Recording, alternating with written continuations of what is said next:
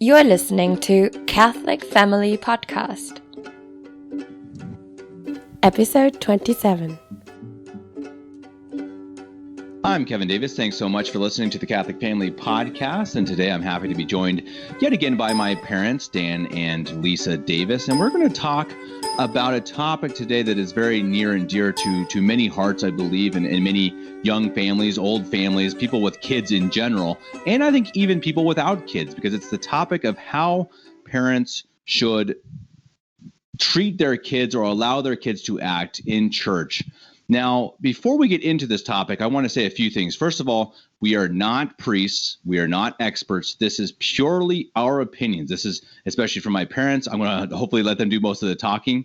It's also just their opinions. They've got experience from it, that they've learned from it. They've spent 30 years raising kids, and so this is their views on it. But it is still just their opinion. It's my opinion. We are not authorities. We're not trying to insult anyone. We're not trying to attack anyone. We're not trying to make someone who has kids in church feel bad. That is absolutely not what we're trying to do here. We're just trying to give the approach that worked for my parents and our views on the matter in general. And when we get into this topic, I want to start out by saying how important it is for me. This is one of my, I don't know if favorite topics is the word, but one of the most important topics I think that we can talk about as Catholics, because we parishioners have a great responsibility. And of course, it starts with each of us in that we have to get as much grace as we can. We have to try to get to heaven. We have to get our kids to heaven. That's the first goal. But the second goal should be to be the best example and the best shining light we can to everyone else around us. We have to be the people that everyone wants to look to and look at and say, that is that is how people should behave and act in church. Because if we don't do it, who will? I mean, everyone has to pull their own part. We can't wait for the priest to come to us and say, this is what you need to do. You need to wear longer skirts, or you need to genuflect fully, or you need to dress nicely every Sunday, or you need to take your kids out when they're screaming. This is our responsibility. Now, yes, of course, the priest ultimately is the superior of his chapel. He's the one who calls it. But the priest has so many different things he has to care for, and he has so many politics and whatnot that he doesn't want to upset people. And there's a lot that goes on there. And so as people, it's our responsibility to do the best that we possibly can, not just for us, not just for our kids, but for every person who walks into that church.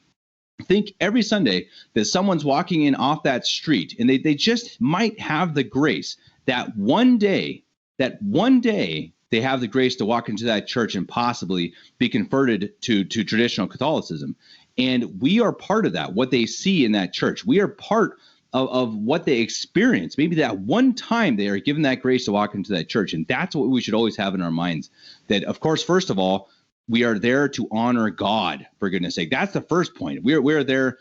This isn't just something we do every Sunday. God is there. That is God's house. If we go into the Queen's house, if we go into the president's house, even if it's someone you don't like Biden, you're still going to go in there and you're going to treat it respectfully and you're going to act the best that you possibly can. And for goodness sake, let's remember that we're in God's house and we must dress as well as we possibly can and act the best we possibly can. And also for the neighbor who might be walking in and needs to see. Because remember that the people walking in off the street, they don't necessarily know what the Mass is about or know the depth. They are just going to judge it off of what they see and hear and can sense.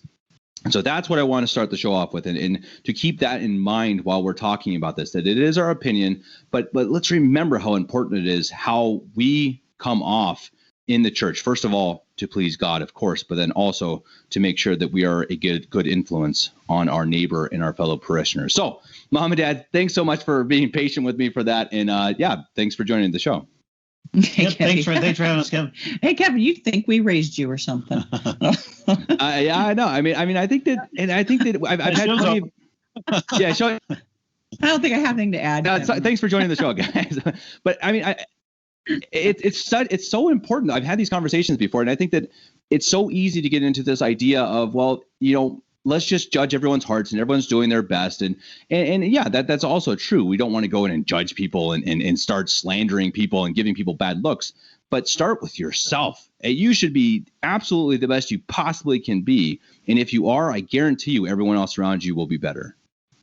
True. Yeah, and I'll start with a real quick little story here, Kevin, and just seeing things on a good side. When we first started going to Omaha, we first brought you to Omaha. I don't know if you remember, but the dress code in the church was bad. You saw teenagers with jeans and sneakers and long hair and I mean, just in general, the state of just doing things respectfully was not there in Omaha, but they were learning. But they were learning little by little. I think the bishop, through his example, he never was preachy about things. He may have put a little notice out in the vestibule, but he never harangued his parishioners. But just little by little by little, through his good example, his good preaching, and everything else. Now today you go and really Omaha as a parish, as a chapel is everything you would hope it would be. Yeah, it truly is. I think one of the things that's important to start this whole conversation off with, though, is that nobody is born a Major League Baseball player. No family, no kid is born knowing how to behave. I mean, it's our job as parents to train our children and to train ourselves how to have proper behavior. And it's got to be important to us. I mean, if I think about Tiger Woods out there being trained to be a golfer when he was 4 or 5 years old. 4 or 5 years old. That was their the important thing in that family. And well, by gum, he did it. And we can do the same thing with our own kids. It's a lot of what you expect, what your priorities are, and how well you set up your family life, your life, your philosophical life. It goes into how your children are going to behave, not only in mass, but everywhere. And that should be your main goal. You don't want to have a child that everybody cringes when they come over to your house. Now, there are kids who are going to be ringers no matter what you do. I mean, that's the way it is. And we talked about the temperaments. There are some that are going to be harder to train than others. And you're going to have bad days, weeks, months, maybe even years. But that doesn't mean you don't work extra hard to train that child and to and make them toe the line in your family, because that is your priority, because it's as important to you, or more important to you, that they behave well in mass than they behave well in a movie theater or in a restaurant, you know. And it's up to you. It's really, there is no child who cannot be trained. I've had 10, trust me, and there's some who you would have thought would have been impossible. But there are tricks, and we can share some of those with you too. Yeah, I think it really starts with just making the decision on your own part as a parent. Do I want to take this as a hobby, or do I want to take this as a vocation? Do I want to be a professional? Do I want to be the top of my field as a parent? And you've got to make that commitment in your own heart that I'm going to do what it takes to be the best parent I can possibly be. And that starts with infants. I mean, that it's not something that you suddenly realize when your 12-year-old is misbehaving. We better crack down now. If you've waited until they're 12 years old, boy, it can be done, but it's really hard. You start when they are babies. You don't have a crying child in the church building, period. You just don't. And that's a good part parent training. But believe it or not, even an infant starts to learn that they don't make noise in the church building. They do start to learn at the youngest age. I mean, you can have a Pavlovian response in the youngest of children. You open a certain cabinet and a 1-year-old knows that's where the goodies are. So, I mean, they do learn at the earliest stages, and you cannot start young enough to train them to behave in mass. Yeah, that's a really good point. And I think that I should say right now that we plan on doing 2 parts to this show. The first part is a little more philosophical, a little more of the overall view of it. And then the second part, we're going to do part 2, will be more of the nuts and bolts and exactly how you guys recommend that you do this. And I think that, as you said, you start with infants. And I think I'm going to actually disagree, but I'm sure you will agree with me when I say it, that you actually start with yourself. And I think that from my experience, I guess that, and this is totally, and I really mean this is a defect of mine. I do not naturally dress well. I'm sure, Mom, you know this very well. My other brothers and sisters listening to this are nodding their heads and saying, yeah, Kevin dresses like a bum. And it's really, I'm just instinctively, I don't care. I'm the phlegmatic. It's like, okay, yeah, but I really have to fight for that and really say, okay, it has to start with me. And if I don't care, if I'm dressing like I don't care, if I'm not giving my absolute best, as Dad said, as a pro, or as you guys said, as a professional, then how can I be a parent? So absolutely, I'd say before anything else starts, it's got to start with us and how we dress and how we act and how we even reverence God. Right. And how we treat the Mass as being sacred.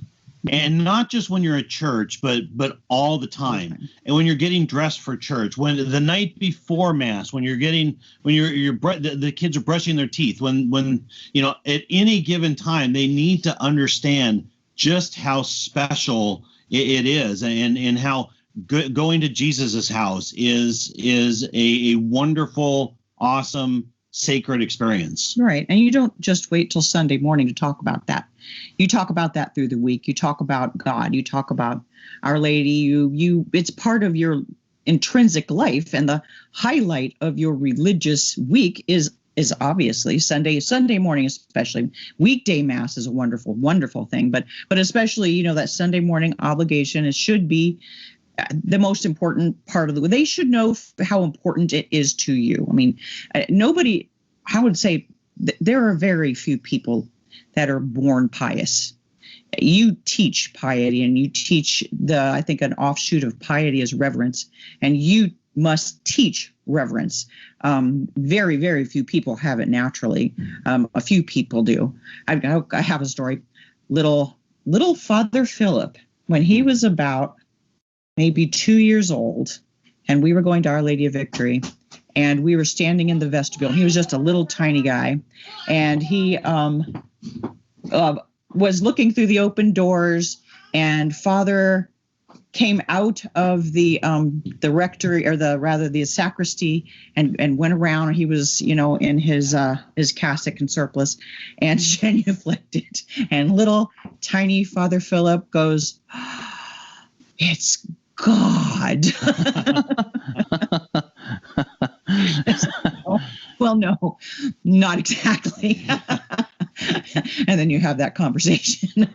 But I think that if you treat, even when you're in church, you always whisper, they respond to that extremely well, that they catch it from you, that reverence and piety. Piety is, very few people are born with it. Just like any of the other virtues, you usually have to teach these to your child. You don't just, when they hit confirmation age, make them study the gifts and fruits of the Holy Ghost. You start consciously teaching that when they are little kids. You really have to think about it and consciously teach piety. You teach reverence. You teach patience. You teach, long suffering.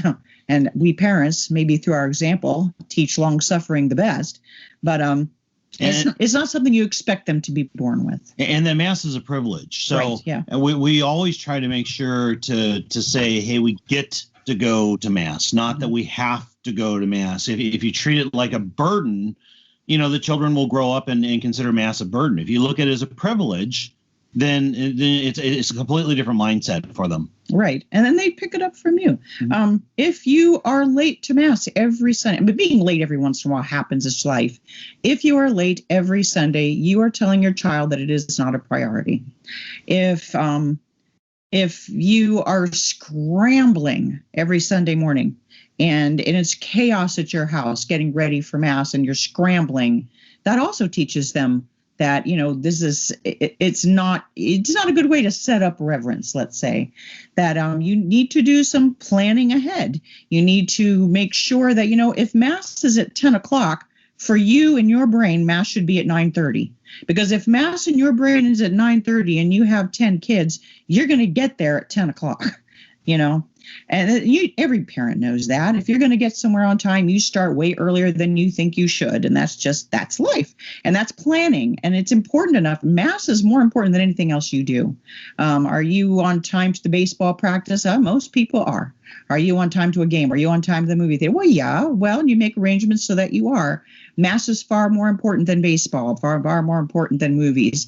And it's the children know this, that if you get to every baseball game and every movie on time, but you don't get to Mass on time, this is a very deep lesson you're teaching your child.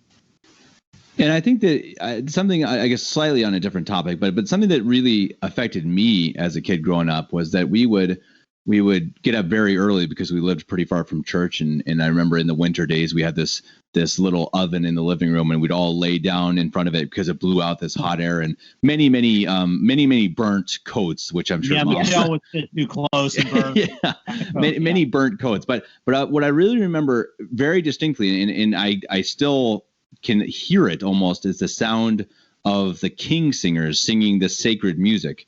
And we listened to the same CD for it had to have been 10 years. I mean, really, every Sunday morning we listened to this CD, and it really put us, even as kids, it put us in this reverent mindset. I remember it. I can really remember how I felt. Now I was still a kid, but I remember thinking, oh, this is serious. This is heavenly. This is godly. And I think that was a really good, I don't know if that's a trick that you guys had, but that really worked for me. And I remember it to this day. And so we are on our 1 hour drive in now, we always listen to sacred music as well. And even as adults, for me, it's huge to get into that, to help me get into that mindset of we're going to see God. Right. Yeah. And you set the scene as parents for everything, for learning, for piety, for all of the virtues. It's up to you to set the scene. And, you can have far more influence than you think. I mean, everything you do is teaching. Everything that you don't do is also teaching. So, I mean, you have to keep that in mind. It is a heavy responsibility. Parenthood is a pretty heavy responsibility, and doing everything we can to get our children to heaven. It is your one job. You have one thing. Once you have kids, you have one thing. And that one thing is to get yourselves and your children to heaven. That's interchangeable. It all goes together, because if you're not saving your own soul, good luck, having any effect on your children's. But I think that you have to remember that as parents, that every moment is a teaching moment. You're setting the scene. You're training these very fertile brains to love God. And it's all about loving. I mean, and that's a really important thing to remember too, that the more you make it a big, ugly discipline fest, the more you're stressed about everything, they feel that, and you're not going to have as good learning experience. It's much, much better to learn through love and affection than it is to learn by being swatted. So you play your King singers or whatever it is, the Tallis scholars, whatever, in the morning on the way to Mass, and it sets the scene. They don't even know you're doing it. You have beautiful religious imagery in your home, and you put flowers in front of the Blessed Mother, and she's got a beautiful crown in May, and all of these things set a scene. If you don't have these things in your home, whether you like it or not, you're also teaching them something. You're setting a different scene. So what do you want? What do you want out of your family? It requires, you want to save their souls, and it requires planning and a little bit of extra work. And it's not like it's hard. It's actually, I think, really super duper fun. But it's important, and you cannot take for granted the fact that you really do have to be planning all the time, setting the scene. And sometimes I would even say acting. Now, acting, that may be the wrong word, but I think that many people, and myself definitely included, have plenty of times where you have dry spells in the faith. And this happened to the saints. The saints tell us all the time, this happens. And this is what makes you a saint, is when you do your best to get through these dry times. This is the time. This is what makes you a saint. And I think that as parents, think of it this way. If priests have bad days, priests have bad mornings. I've seen priests wake up for an early Mass and look like they want to go back to bed. Of course they do. They're human. And so imagine if a priest got up in the pulpit and for his sermon, he's kind of, okay, today is, the second Sunday of, if he's monotone and he looks like he's in a bad mood and he doesn't look like he wants to be there. I mean, how are the people going to take it? Of course the people are going to take it bad. They're going to take it like, wow, I mean, if he doesn't care, why should I care? And so it's the same, it's that trickle down effect, right? I mean, if he's like that, if we feel like that from him, of course our kids are going to feel like that with us. If we act like, oh, I don't want to get up, or I don't want to be here, or I don't act particularly reverent, as you say, everything we do is a teaching moment. Right. The bishop has a little plaque, I think, in the sacristy, and I'm probably not quoting it exactly, but just paraphrasing, and it says something to the effect of treat this mass as if it was your first mass, treat this mass as if it was your last mass. Mm-hmm. And I think that, that's basically the priests, I think, especially look at themselves to a large degree as like NFL football players, and every Sunday, every mass is their Super Bowl. Mm-hmm. And they've got to be absolutely at the top of their game. They can have their life, their health or whatever, having a rough day outside of mass, but in mass, that's your Super Bowl. Right. You put your best face forward. And it's hard as a parent, because as a parent, it's 24/7, 365, and you're going to have bad days. You're going to, like I said, bad days, bad weeks, bad years, but you do your absolute best to pull yourself up by your bootstraps and just try very hard to remember the big picture and pull yourself back around. I mean, it's don't expect perfection of yourself. Don't expect immediate perfection of your children, but expect that you are always trying. Expect and commit to always trying harder. And if you have a bad day, to drop back 10 and punt, to try again harder the next day. And sometimes we went through periods of time when, gosh, you kids would just, oh my gosh, I didn't think I was going to be able to stand another day of you. And you guys would be so terrible. We'd go through these phases. Oh, my stars. I remember this really differently. I don't know. I bet you do. Yeah, wow. And there were times when I just couldn't take you much longer. Well, and then were times, and I read this in a book somewhere, and I don't remember what the book was anymore, that said when you're going through a phase like that, to gather all the children around you and say it. We are really having a hard time, aren't we, kids? And this is not very pleasant around here right now. And I'm not going to blame anybody, and we're just going to start all over again.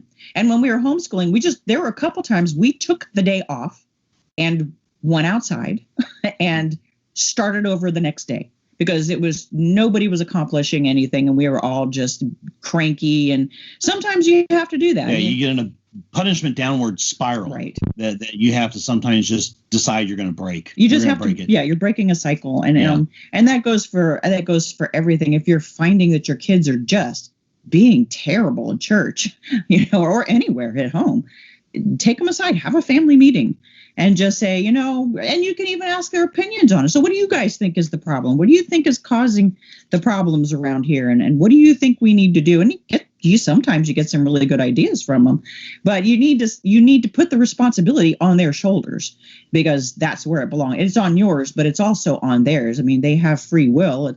The youngest kids have free will. So, I mean, it's got to be a family project, that it's not just mom and dad. It's not just mom and dad's religion. It's not just, it's yours too. It's your children's too.